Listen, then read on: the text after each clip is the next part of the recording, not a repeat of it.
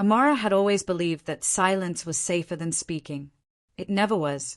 She had learned early that words were weapons, that they could be twisted, sharpened, used against you when you least expected it. So she kept Hayes small, simple.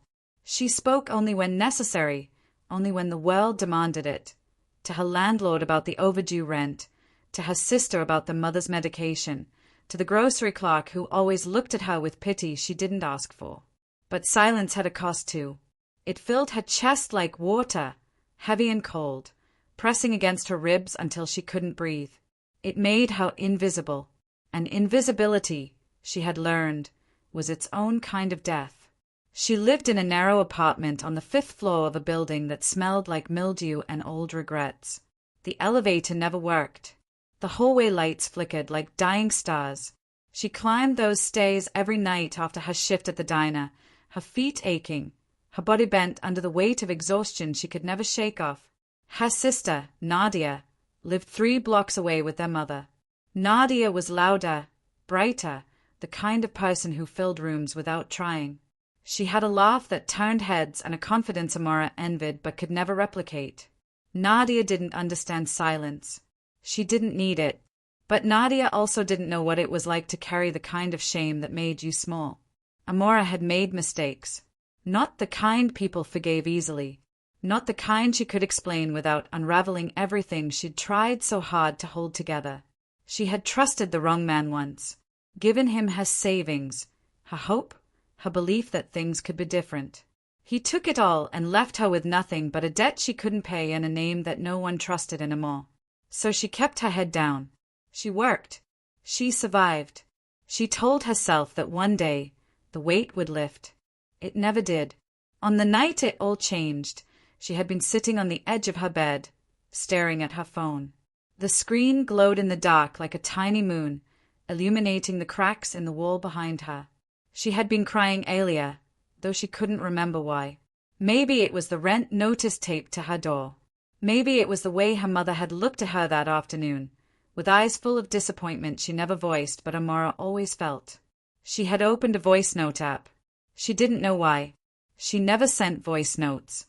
But that night, something broke inside her. The silence felt too loud. The loneliness too sharp. She needed to speak, even if no one was listening.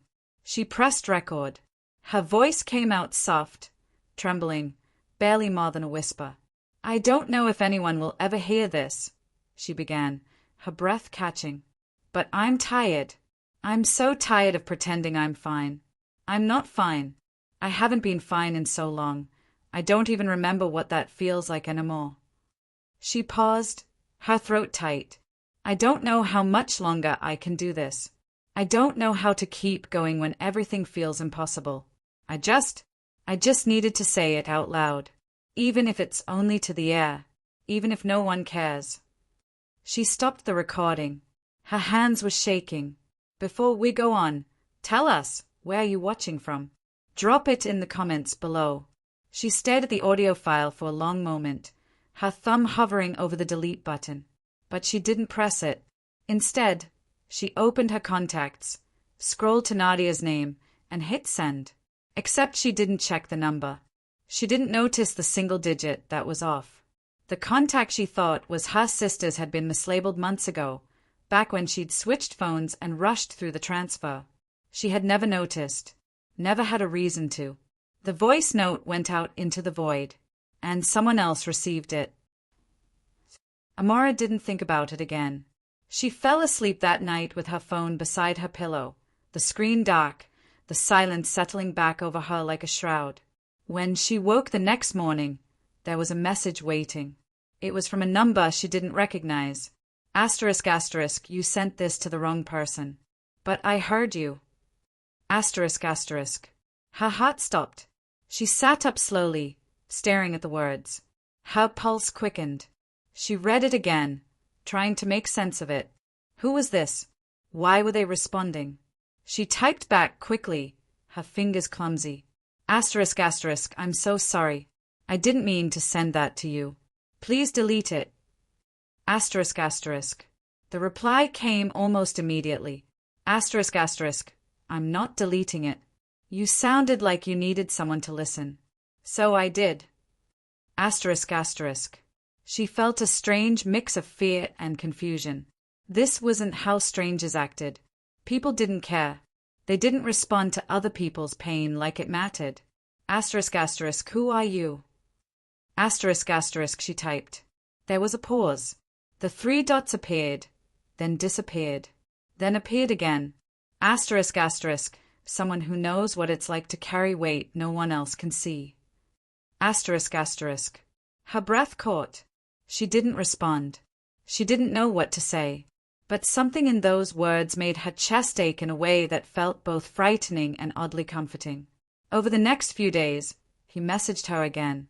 Not often. Just enough to remind her he was still there. He never asked for anything. Never pushed. He just listened. She didn't tell him her name. He didn't offer his. But slowly, carefully, she began to speak. She told him about the debt, the shame, the way her mother looked at her, the way her sister tried to help but couldn't understand. She told him things she had never said out loud, not even to herself. And he listened. His responses were always brief, calm, but they carried a weight that made her feel like he understood in a way no one else ever had. Asterisk asterisk, you're not as alone as you think. Asterisk asterisk, he wrote once. Asterisk asterisk, you're stronger than you believe. Asterisk asterisk, he wrote another time. She didn't know why, but she believed him. Then, one night, he sent a message that made her blood run cold.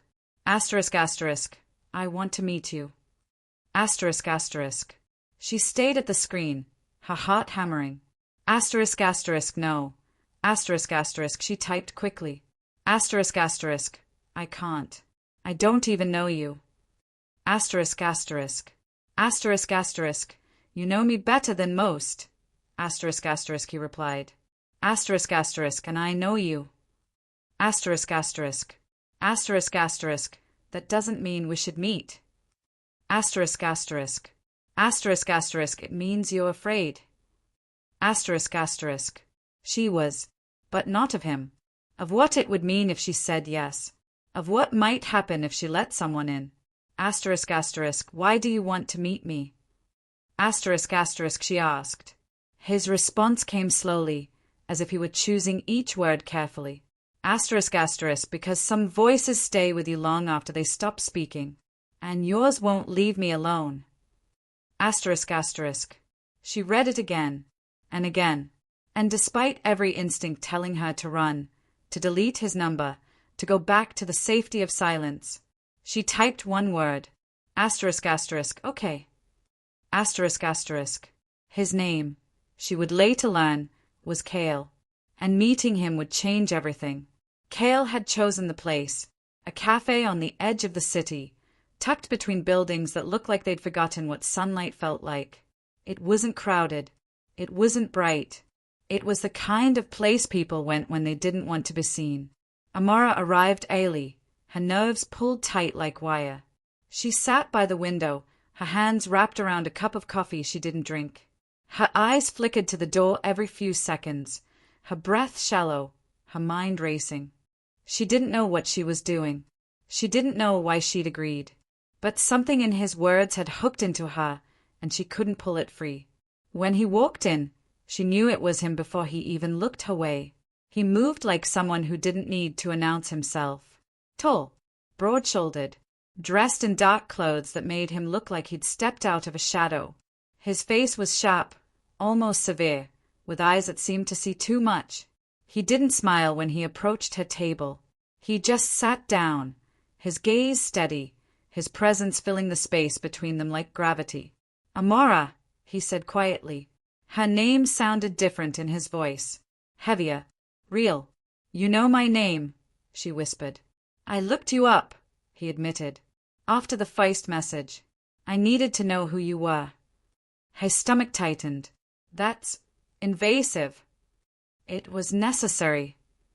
For what? His jaw tightened, but his eyes didn't leave hers. To decide if I was going to help you. She frowned. Help me? I didn't ask for help. No, he said softly, but you need it. She didn't know whether to be angry or afraid. Maybe both. "Who are you?"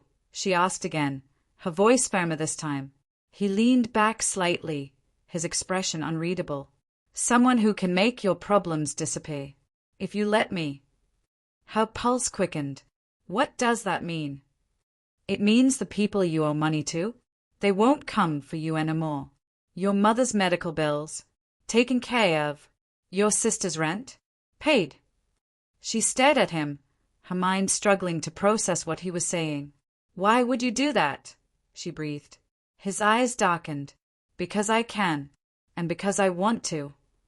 "That's not an answer." "It's the only one I'm giving you." She stood abruptly, her chair scraping against the floor. "This is insane. I don't know you. I don't." "Sit down, Amora." His voice was calm, but it carried a command that made her legs freeze. Slowly, she sat today. He leaned forward, his elbows resting on the table, his gaze locked on hers. "I'm not asking for anything you're not willing to give," he said quietly. "But your life right now, it's breaking you, and I won't watch that happen. You don't even know me." "I know your voice," he said simply, "and that's enough." She didn't respond. Couldn't, because something in the way he said it made her believe him. If this story has already found a place in your heart, don't forget to like, comment, subscribe, and check the description box below for more stories that stay long after they end. Cale didn't force her to decide that day. He simply stood, placed a card on the table, and walked out. The card had no name, just a number. She kept it. 3 days passed before she called. 3 days of turning the card over in her hands, staring at the number, telling herself she wouldn't use it. 3 days of lying awake at night, remembering the way he'd looked at her, the way he'd said her name. On the 4th day, her landlord knocked on her door with an eviction notice. She called. He answered on the first ring. "I'm listening," he said, his voice steady, like he'd been waiting. "I don't understand what you want from me," she said quietly. "I want you safe." "Why?" There was a pause. Then, softly, "Because no one else does." Her throat tightened. "What do I have to do?" she asked. "Come with me." "Where?" "Somewhere they can't reach you." She closed her eyes. "For how long?" "As long as it takes." She didn't ask what asterisk at asterisk was. She already knew. He was offering her a way out. A door she'd never thought would open. But doors like that always locked from the inside. "Okay," she whispered. "I'll send a car," he said. "Pack light." The line went dead. The car arrived an hour later. Black. Sleek. The kind that didn't belong in her neighborhood. The driver didn't speak. Didn't look at her. Just opened the door and waited.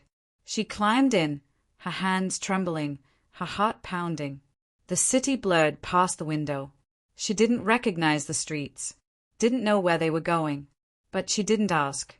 When the car finally stopped, it was in front of a building that looked like it had been carved from stone in silence. Tall, imposing, surrounded by gates that opened without a sound. Cale was waiting at the entrance. He didn't smile, didn't speak, just gestured for her to follow. Inside, the air was cool and still. The walls were lined with dark wood and soft lighting. Everything felt heavy, deliberate, like every detail had been chosen with care. He led her to a room on the 2nd floor. Large, clean, a bed with white sheets, a window overlooking a garden she couldn't see in the dark. "This is yours," he said quietly. She turned to him, her voice barely audible. "What is this place?" "My home." Her breath hitched. "You're keeping me here." "I'm protecting you here," he corrected. "What's the difference?" His eyes flickered with something she couldn't name. "You'll understand soon." He left her alone. She stood in the center of the room, her chest tight, her mind spinning. She had walked into a cage, and she didn't know if she'd ever walk out. Time moved differently in Cale's house. Days blurred into one another, each one quieter than the last. Amara woke to sunlight filtering through curtains she didn't remember closing. She ate meals prepared by hands she never saw. She walked through rooms that felt too large, too silent, like they were holding their breath. Kale was rarely there, but she felt him everywhere, in the way the staff moved around her without speaking, in the way her clothes appeared, cleaned and folded, every morning, in the way the house seemed to anticipate her needs before she voiced them. She was cared for, protected, but she was not free. She tried the front door once. It was locked. She asked one of the staff, a woman with kind eyes and a tight smile, if she could leave. The woman shook her head gently. Not yet. When? When it's safe. Amara wanted to scream, but she didn't, because she knew screaming wouldn't change anything. So she stayed. She read books from Kale's library. She walked through the garden in the mornings. She stood by the window at night, watching the city lights flicker in the distance, feeling like a ghost haunting her own life. And every night, Kale came home. He never explained where he'd been, never offered details, but she could see it in the way he moved, tired, tense, like he'd been carrying something too heavy for too long. He would find her wherever she was, the library, the garden, the window. He didn't speak much, but his presence was enough. One night, she found him in the study, sitting in the dark, a glass of whiskey in his hand. She hesitated in the doorway. "You can come in," he said without looking at her. She stepped inside, her bare feet silent on the floor. "Couldn't sleep?" he asked. "I don't sleep much anymore," she admitted. He nodded slowly. "Neither do I." She sat across from him, her hands folded in her lap. "Why are you doing this?" she asked softly. He didn't answer right away. He just stared at the amber liquid in his glass, his jaw tight. "Because I know what it's like to be hunted," he said finally, "and I won't let it happen to you." "Who's hunting me?" His eyes met hers. People who don't forgive debts. People who take more than money. Her stomach turned.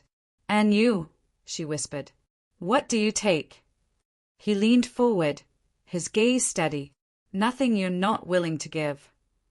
She wanted to believe him, but belief was dangerous. If you've ever felt torn between fear and love, you'll understand her.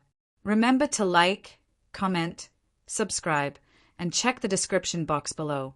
Your support keeps stories like this alive. The weeks passed. Slowly, she stopped counting the days. She learned the rhythms of the house. The way Kale's footsteps sounded on the stairs.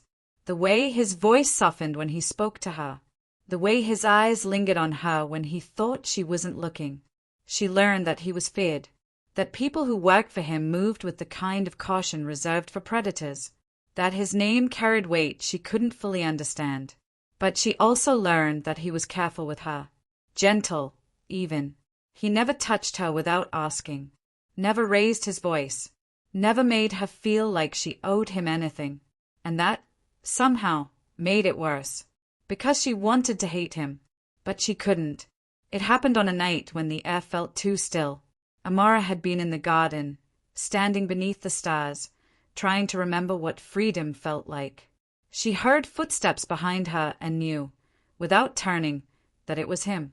Kale stopped a few feet away, his hands in his pockets, his gaze fixed on the sky. "You're restless," he said quietly. "I'm trapped," she corrected. He didn't argue. "How much longer?" she asked, her voice breaking. "I don't know." She turned to him, her eyes wet. "You can't keep me here forever." "I'm not trying to." "Then what are you trying to do?" He stepped closer, his expression unreadable. "Keep you alive." "At what cost?" she whispered. He reached out slowly, his fingers brushing against her cheek. It was the first time he'd touched her like that. Soft, deliberate. "At any cost," he said. Her breath hitched.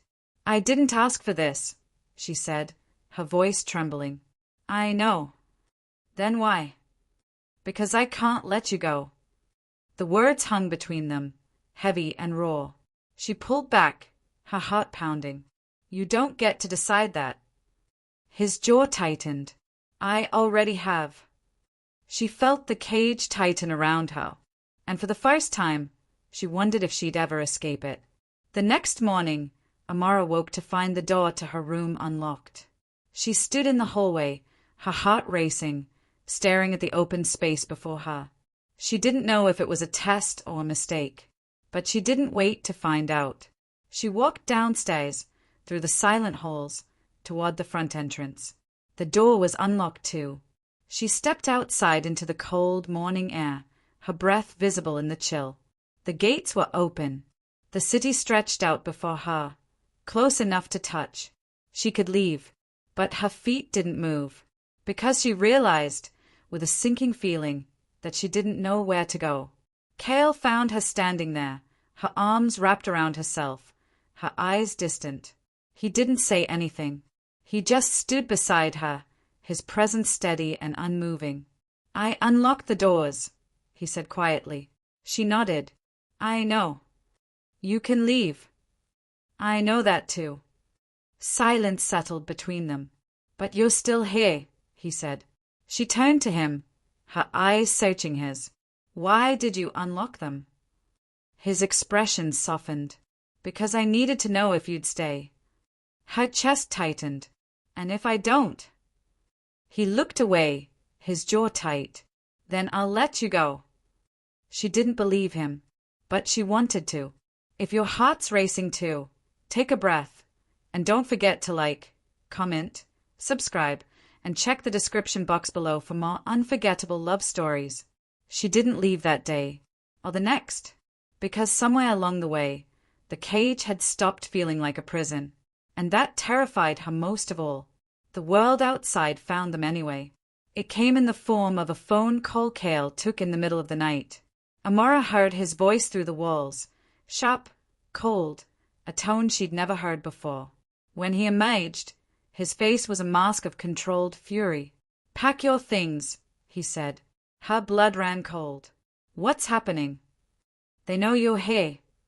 Who? The people I've been protecting you from. Her hands trembled. What do they want?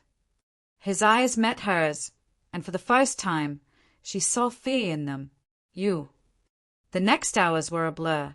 Cale moved with precision, his men surrounding the house, weapons drawn, voices low and urgent. Amara was ushered into a car, her heart pounding, her mind unable to process what was happening. Cale sat beside her, his hand gripping hers tightly. I won't let them take you, he said quietly. She wanted to believe him, but belief felt fragile now. The safe house they arrived at was smaller, darker. The windows were barred, the doors reinforced. It felt less like protection and more like a tomb. Cale stayed with her this time. He didn't leave her side. Days passed in tense silence. She could feel the storm building outside, pressing against the walls, waiting to break through. And then, one night, it did.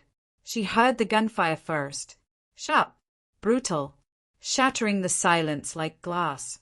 Cale pulled her to the ground, his body covering hers, his voice urgent in her ear. Stay down. She couldn't breathe, couldn't think. The world exploded around them. When the silence finally returned, Cale was covered in blood. Not his own. He looked at her, his eyes dark and haunted. We have to go. Now. She nodded, her body moving on instinct. They ran.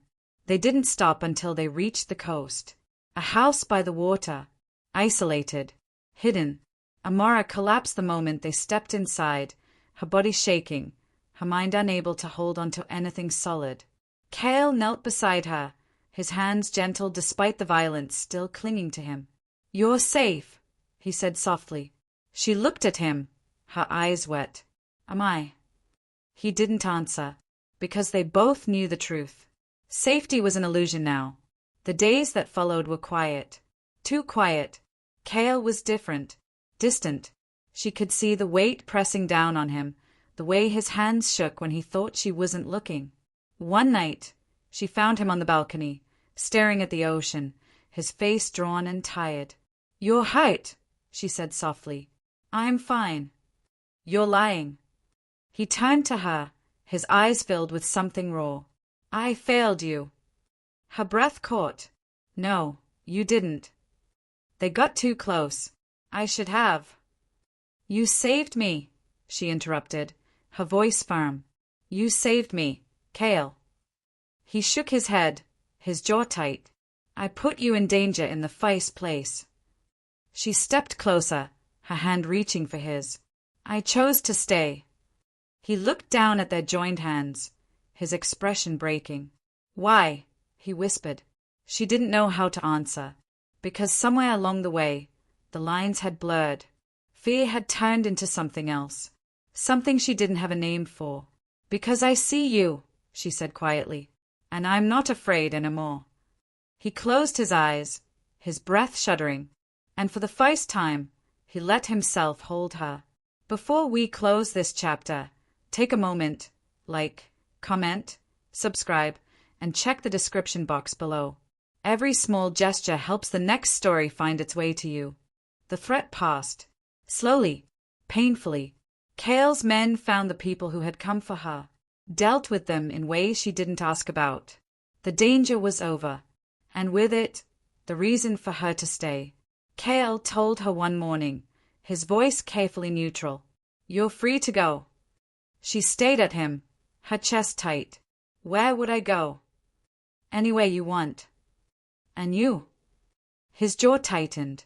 I'll make sure you're safe. Always.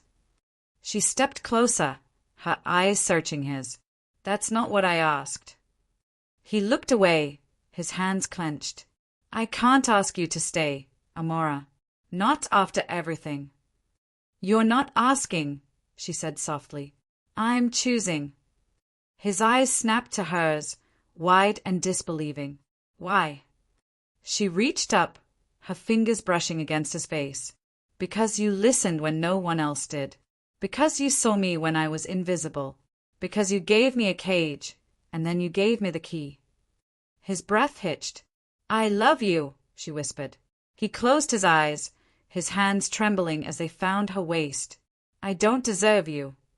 Maybe not, she said softly. But you have me anyway. He kissed her then, slow, desperate, like he was afraid she'd disappear. And she kissed him back, because she'd made her choice, and it was him. Time passed the way it always does. Slowly at first, then all at once. The house by the water became theirs. Not a cage, not a prison, just a place where two broken people learned to breathe again. Amara still thought about the voice note sometimes. The one she'd sent to the wrong number. The one that had changed everything. She wondered what would have happened if she'd checked the contact. If she'd sent it to her sister instead. But she didn't regret it. Because that mistake had led her here. To him. Cale was different now. Softer. The edges of him less sharp. He smiled more. Laughed sometimes. In the quiet moments when it was just the two of them. He still carried weight. She could see it in his eyes when he thought she wasn't looking. But he didn't carry it alone anymore. She helped him, and he helped her. They built a life together. Small, quiet, far from the world that had tried to break them. And in the stillness, they found something neither had ever expected. Peace. She never sent another voice note. She didn't need to, because the silence between them was filled with everything they'd never needed to say out loud. If stories like this linger in your heart long after they end, don't leave just yet. Like, comment, subscribe, and check the description box below, and let the next story find you when the night grows quiet again.